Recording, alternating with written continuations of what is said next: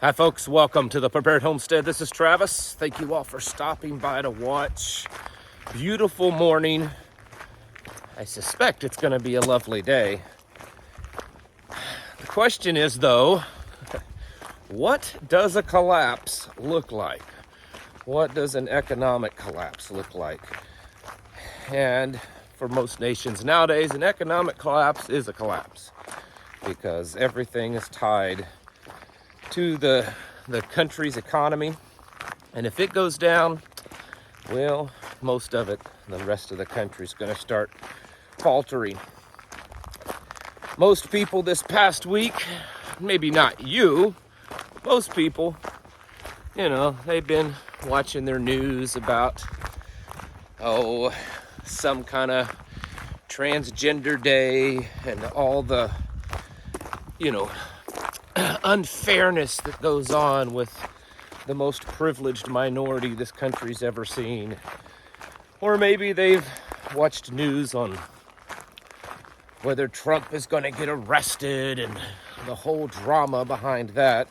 Or maybe several other things that have gone on in the news.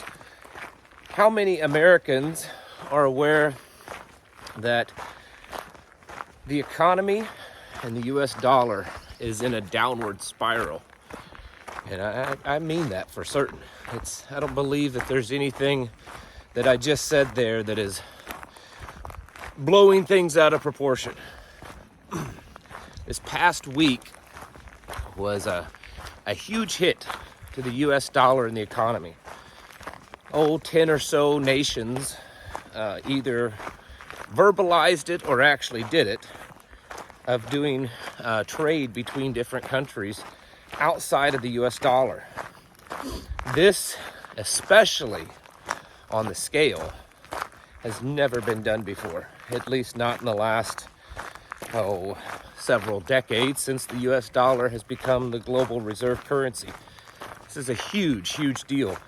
10 years ago, if any country tried to do this, they probably would have had a carrier group parked outside their shores, or they would have been worried that their president or prime minister or whatever would have been assassinated, because that's the kind of stuff we used to do if any nation tried to do business not using our currency. And yet now we have close to a dozen countries that's doing business outside of the US dollar. Also, yesterday we had 8 or 10 nations, major oil producing nations, including Saudi Arabia, Russia, and several others, say, yeah, we're going to cut back on how much oil we produce. Not because it's going to hurt us. It's not going to hurt our pocketbooks. It's going to hurt the West. And we're seeing a good portion of the world start to line up against the United States and the West.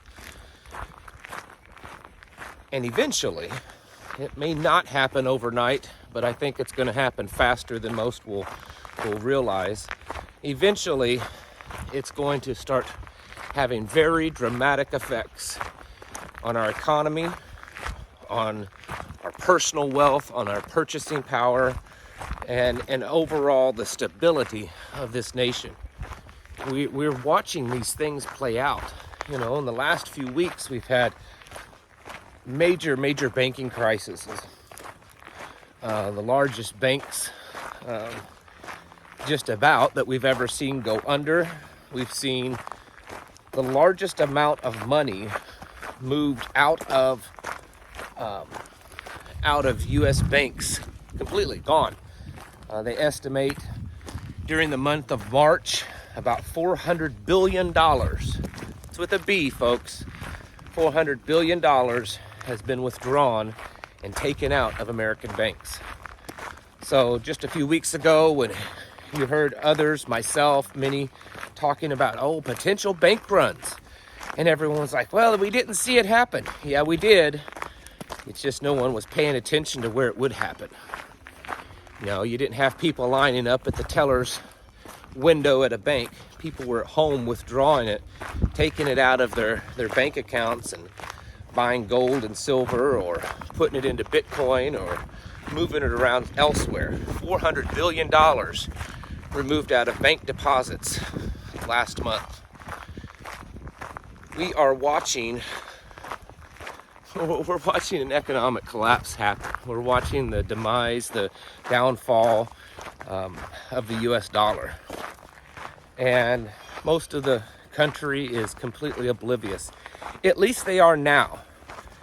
Much in the same way, and maybe this is on a smaller scale, but I think it's a good example of over the last 3 years, 2 and 3 years ago, when they were sending out all these checks to people, these stimulus checks. And the vast majority of Americans were like, yay, this is great. This is great. I can go buy a new TV, and I can get me a new cell phone. And oh, this is awesome. Oh, we've got this free money. Free money. And you and I were sitting back saying, this is awful. We're just creating money out of thin air and giving it away. It's gonna tear the economy up. And then what happened a few months later? Inflation skyrocketed. Yes, and we're still dealing with that. Quit believing all this. Well, inflation has gone down a little bit. At best, the only thing that really has gone down over the last year has been gas prices, and only because, well, the Biden administration's been selling off strategic oil reserves and dumping it into the market to the point that now we have very little oil reserves. Oil prices are skyrocketing already. Just since yesterday, they've gone up about $8 a barrel, and most likely will continue to go up. And we're on the brink of a global war where we're going to need lots and lots of oil. So, yeah, it's just going to continue to get worse. And that inflation, it's going to keep going up. It's going to go up for many reasons. One of the reasons, obviously, is that because of this banking debacle, we've dumped about $2 trillion into the economy again in bailing out banks. Now, I know a lot of you are saying, yeah, but we've known a lot of this. We follow your channel. We know what's going on. We got this. It's awful, but we're aware of this. I'm saying all this to say, you need to get serious, folks. And I mean serious as a heart attack. Last night I was on a radio show. It's broadcasted on a local radio station, not necessarily to me, but local in my state. But it's also online, and well, we kind of crashed the system. So many people listening and online trying to call in, and it crashed the system. But you can go back and listen to it on the recording. It's archived on the website.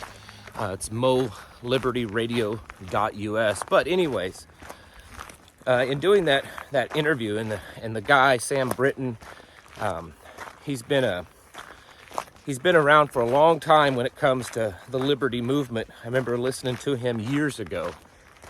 But he was we were talking a lot about food and self-sufficient living and how to just live outside of the system, because right now that's really the best thing that people can be doing. We were talking about being producers and not consumers. And I'm telling you folks, it's going to be good to have food put away. You should be stacking food. I don't want to downplay the importance of having your buckets of beans and rice and your canned food and even your freeze-dried food or dehydrated food. I don't want to downplay that at all. That's all very important to do. But in the end, you're going to need to be producers of food, because it's very likely there'll come a day where food is going to be nearly as valuable as gold, because it's going to be that expensive to buy. And while some of you may roll your eyes and say, well, I don't know, a can of green beans is valuable as gold. Go back and look at just recent history into Venezuela when their currency collapsed and they were dealing with thousands of percentages of inflation. Lots and lots of inflation. How expensive, how difficult it was for them to get food. In fact, there was this thing called the Venezuelan Diet. And this is all recent. This happened back in 2016. This isn't like 100 years ago.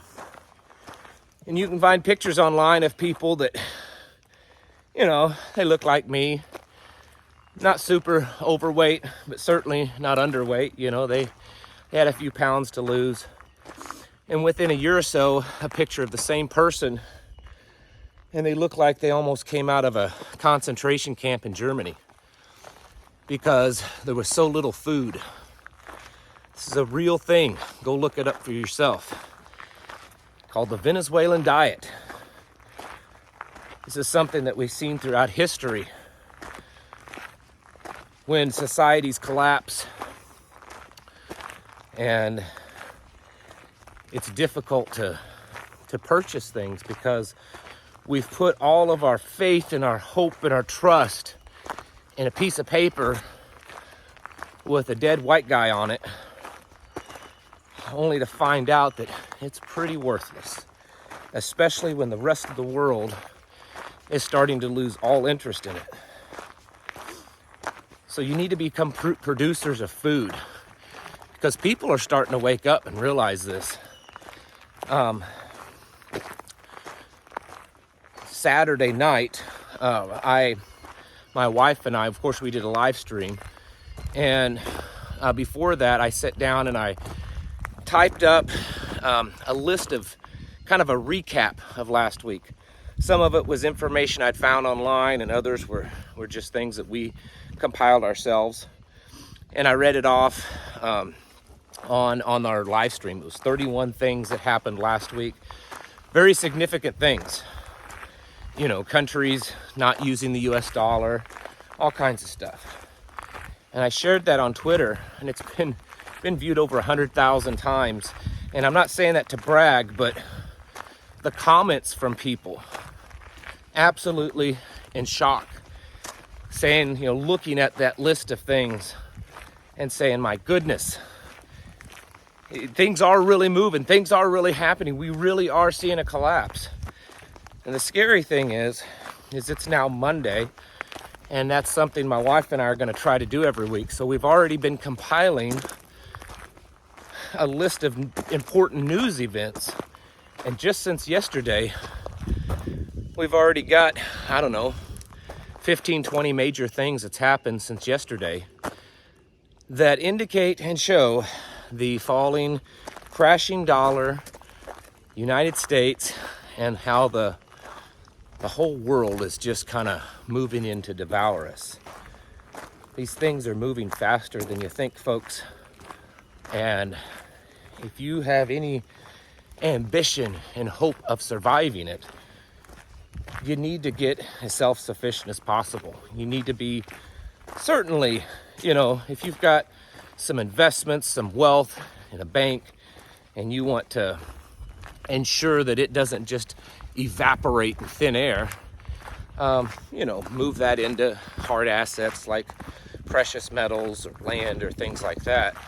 But if you don't have your preparations in place, if you don't have food storage, if you don't have the ability to produce food and water and kind of take care of yourself, all that gold and silver isn't going to do much good when you're starving to death.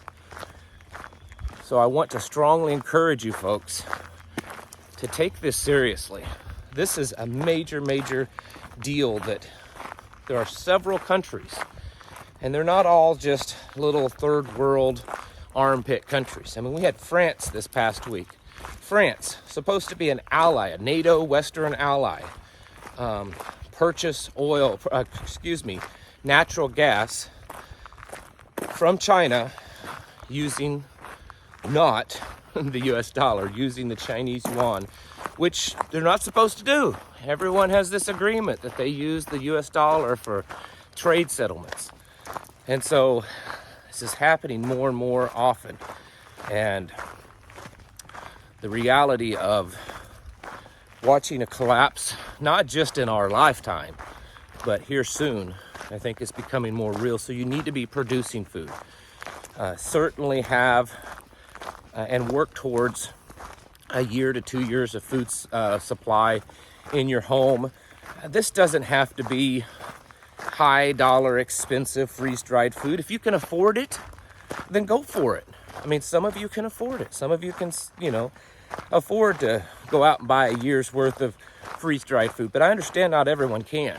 And so you need to be focusing on your shelf-stable canned foods and dry foods and put those away. But then the really big thing that a lot of people forget is you need to be planning on producing your own food. Getting your plans in place for gardening. What seeds do you have? Have you purchased enough? Do you have a place to grow? Have you worked the soil? Have you brought compost in? Do you have the necessary tools that's needed to have a garden? And then do you have the tools and the skills needed to preserve that food? Because it's not going to do you any good to produce lots of food if you don't know how to preserve it. So, and that means having a supply of cans, glass canning jars and maybe a pressure cooker, to seal the cans or whatever your plan is. You need to start getting that nailed down.